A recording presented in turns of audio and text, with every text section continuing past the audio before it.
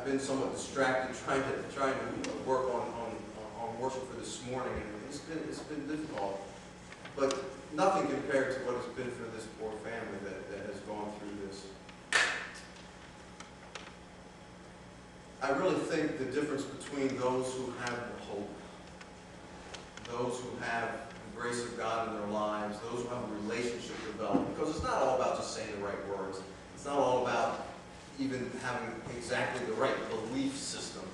It's about a relationship that you develop with God. And those who have that relationship, there is a sense of freedom even in the midst of tragedy. There's that liberation. Yes, we grieve and we're sad and we're broken, but there's that liberation to know that life is more than just this physical place we have here. Life is more than just the pain and suffering that's outside these walls and sometimes inside these walls. Life is more than the job that we just lost. Life is more than the relationship struggle we're having with our fiancé or our girlfriend or our boyfriend or our husband or our wife. Life is more than all of those things, because life is about God and about relationship with God, and it will go on for eternity.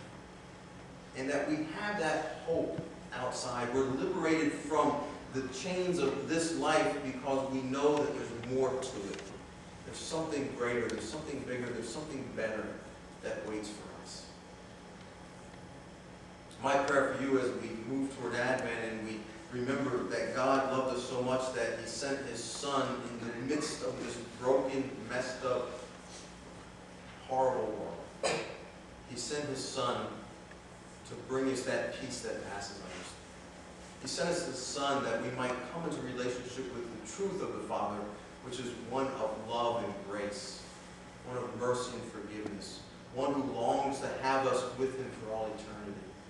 He sent His Son that we might break away from the mundane things that hold us down and live a life of joy and of purpose, a life that makes a difference to those who are suffering, giving the coat off of our backs, giving the food that we have stored up in our pantries and in our refrigerators that would probably wind up thrown out someday because we can't eat that much food, to people who are hungry and in need.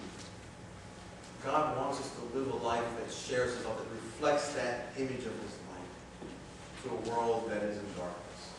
And that's what it means to be liberated by the liberating love of God, being able to do those things, to live that way, even in the midst of suffering, tears,